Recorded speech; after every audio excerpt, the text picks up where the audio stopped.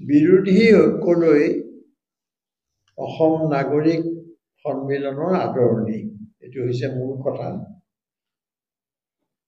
কংগ্ৰেছৰ উদ্যোগত অসমৰ সকলো বিৰোধী দল 2026-ৰ অসম বিধানসভা নিৰ্বাচনৰ আগে আগে ঐক্যবদ্ধ হোৱাৰ সিদ্ধান্তটো অতি তাৎপৰ্যপূৰ্ণ। আমি এই সিদ্ধান্ত আদৰণি জনাইছো।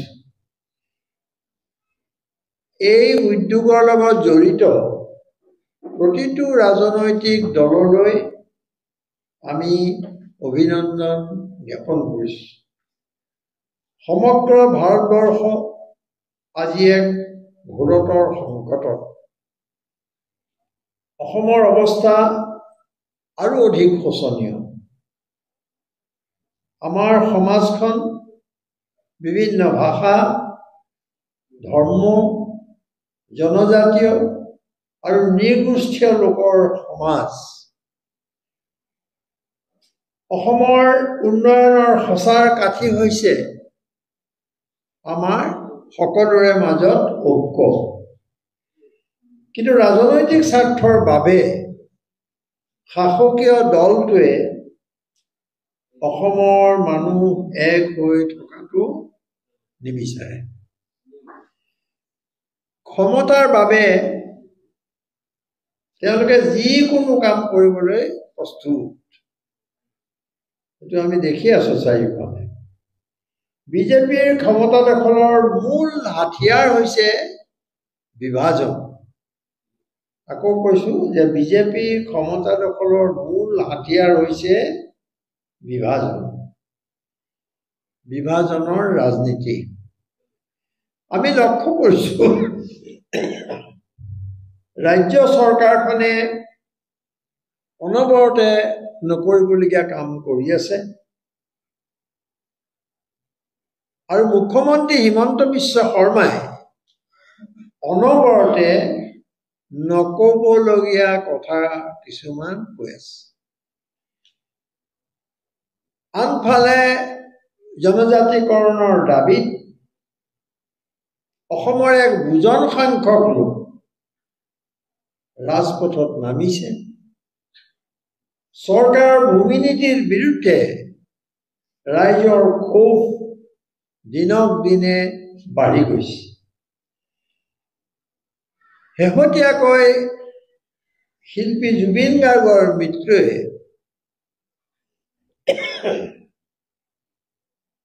অসমৰ বিপুল জনসাধাৰণক শোকবিহ্বল কৰি তুলিছে। সেয়ে আমি দেখিছো যে অসমৰ চৌদিশে এতিয়া জাষ্টিছ ফৰ জুবিন গাৰ্গৰ দাবী। অসম আজি এক জটিল সন্ধিক্ষণত। এনে পৰিস্থিতিত বিৰোধী ঐক্যবদ্ধ হৈ ৰাইজৰ ওচৰত দৃঢ়তাৰে থিয় দিলেহে চৰকাৰী ষড়যন্ত্ৰ প্ৰতিহত কৰাটো সম্ভৱ হ'ব। সঠিক বিশ্লেষণ দিছে। তাত মই এটা লগাব খুজিছো যে যদিহে, কাৰণ বাস্তৱ পৰিস্থিতিয়ে বিজেপিক আৰু একদম ইতিমধ্যে নাকচ কৰিছে, যদিহে নিকা আৰু সুস্থ নিৰ্বাচন অনুষ্ঠিত হয় তেতিয়াহে বিজেপি পৰাভূত হ'ব। এই বাক্যটো কিন্তু আমি ক'ব লাগিব। কাৰণ দেখিছো যে ক'তো এতিয়া হাৰিয়ানাত একেবাৰে যোগেন্দ্ৰ যাদৱৰ দৰে মানুহে আহি চুনামি হ'ব বুলি কৈছে। তাতো আমি ওলাই পৰিলে গোটেই কাহিনীটো। গতিকে এই পৰিস্থিতিত বিজেপিও জানে যে তেওঁলোকে সুস্থ আৰু নিকা নিৰ্বাচন হ'লে হাৰিব। সেইকাৰণে তেওঁলোকে বহুত প্লেন কৰিছে, কাম কৰিছে, বিভাজন তাৰ ভিতৰত মেইন। এই কথাটো মই অকণমান আপোনাৰ কথাখিনিৰ লগত লগাই দিলোঁ যে ইমান নিকা নিৰ্বাচন এটা নহ'লে কিন্তু বিজেপিক পৰা নাযাব। ২ নম্বৰ এটা বাক্য কওঁ। আজিৰ মূল কথাটো এইটো যে আমি নাগৰিক সন্মিলনৰ ৬জনীয়া গোটে নিৰৱচ্ছিন্নভাৱে আজি বহুদিন ধৰি ডক্টৰ হীৰেণ গোহাঁইৰ নেতৃত্বত আমি ৬জনীয়া গোটটোৱে আমি প্ৰতিটো ৰাজনৈতিক দলৰ লগত আলোচনা কৰিছোঁ, এবাৰ কেতিয়াবা দুবাৰ, বহুত যত্ন কৰিছোঁ। প্ৰথম অৱস্থাত আমি আপোনালোকক জনোৱা নাছিলোঁ, কিন্তু পিছৰ পৰ্যায়ত আমি আপোনালোকক জনাইছোঁ, সেইমতে আপোনালোকে আমাক সহযোগ কৰিছে। সেইকাৰণে আজিৰ কথাটো এইটোৱেই যে আমাৰ এই প্ৰচেষ্টা, এই যে আমি অহৰহ চেষ্টা কৰিলোঁ, তাৰেই পৰিণতি সিদিনা কংগ্ৰেছে যিখন বৈঠক অনুষ্ঠিত কৰিলে, সেই বৈঠকখন তাৰেই এটা ফলশ্ৰুতি হিচাপে আমি চাইছোঁ, আৰু সেইকাৰণে আমি আগ্ৰহী। এইটোৱে হ'ল মূল কথা। যদি নাই আমি সমাজখন এতিয়া বদৰুদ্দিন আজমলৰ কব্জাত নহয়, আৰু বদৰুদ্দিন আজমলক তেওঁলোকে সম্পূৰ্ণভাৱে নস্যাৎ কৰিছে। এই বাৰ্তাটো মই আপোনালোকক দিব খুজিছোঁ, আৰু নিৰ্বাচনে সেইটো প্ৰমাণ কৰিব। আৰু দুদিনমানৰ পৰা তেওঁ তৎপৰ হৈ উঠিছে। আমি অসমৰ মুছলমানসকলৰ প্ৰায় অধিক সংখ্যক মানুহে বৰ্তমান বিশ্বাস কৰে, অন্তৰৰ পৰা বিশ্বাস কৰে যে বদৰুদ্দিন আজমল বৰ্তমান মুখ্যমন্ত্ৰীৰ 1 নম্বৰ এজেণ্ট। আৰু ইতিমধ্যে তেওঁৰ বিৰুদ্ধে মানুহৰ যি ক্ষোভ, যি খং আছে, সেইটো যোৱা নিৰ্বাচনত প্ৰমাণ হৈ গৈছে। আৰু এই ক্ষোভ আৰু এই অগ্নি তেওঁ তাৰ পৰা ৰক্ষা নাপাব, এই কথাটো সাংবাদিক বন্ধুসকলৰ মাধ্যমেৰে আপোনালোকৰ যোগেদি অসমবাসীক আমি এই বাৰ্তাটো দিব খুজিছোঁ যে অসমৰ মুছলমানসকলে অতীতত যি কৰিছিল, তাৰ পৰা তেওঁলোকে বহু শিক্ষা পাইছে, আৰু এই শিক্ষাৰ দ্বাৰা তেওঁলোকে আগবাঢ়ি তেওঁলোকে তেওঁলোকৰ সিদ্ধান্ত ল'ব। আৰু নিশ্চিতভাৱে বদৰুদ্দিন আজমল এইবাৰ ইলেকশ্যনত তেওঁ কোনো ধৰণৰ গুৰুত্বপূৰ্ণ ভূমিকা পালন কৰিব নোৱাৰে, এইটো কথা নিশ্চিত। আৰু এতিয়া যিটো বিৰোধী ঐক্য স্থাপনৰ যিটো প্ৰক্ৰিয়া ত্বৰান্বিত হৈছে, এতিয়া এই প্ৰক্ৰিয়াত কিন্তু আমাৰ মুখ্যমন্ত্ৰী খুব ভয় খাইছে, এইটো আমি লক্ষ্য কৰিছোঁ। আৰু সেইকাৰণে তেওঁ যোৱা দুদিনমানৰ পৰা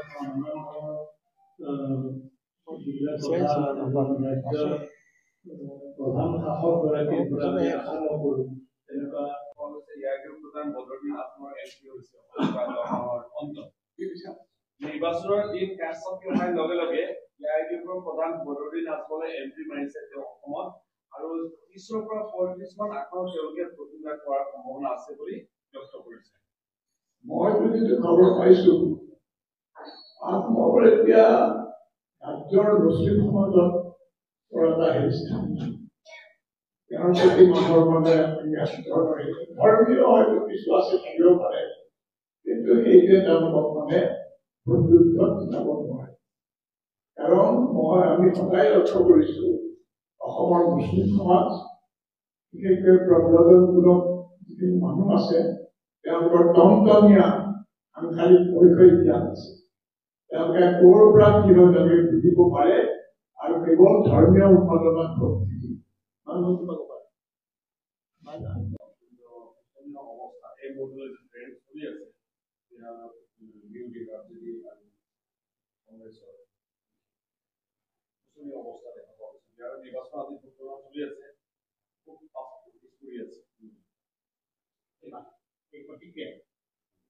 আমি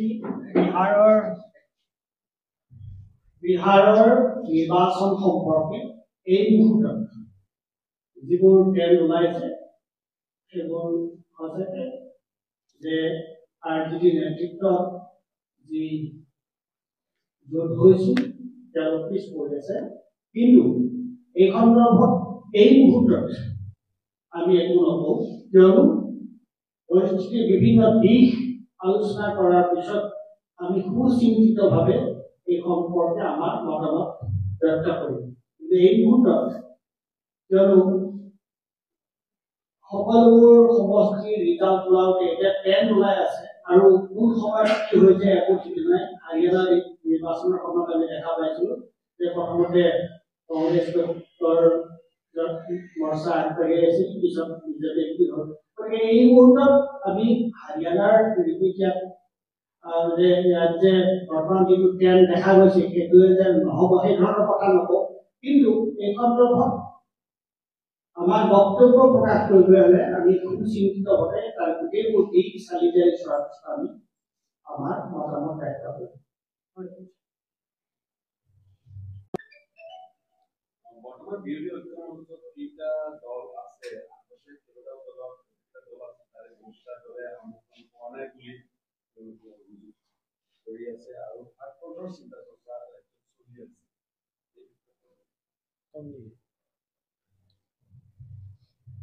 আপোনালোকক বৈঠকত অংশগ্ৰহণ কৰাৰ পিছত আমি কৈছিলোঁ যে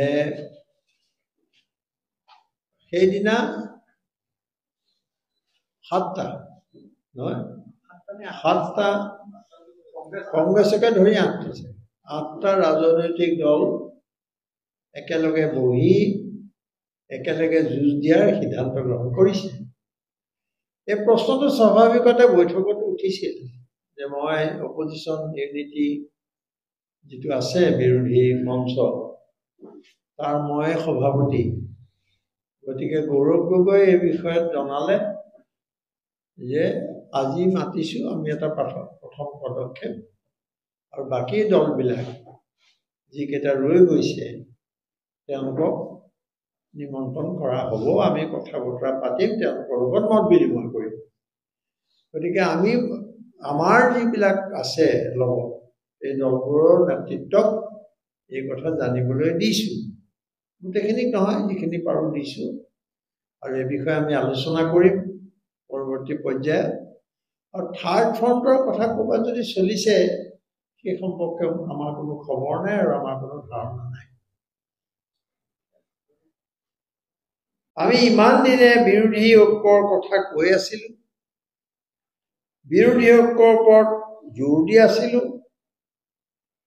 আৰু আমি তাৰ বাবে বিভিন্ন পদক্ষেপ গ্ৰহণ কৰিছিলোঁ।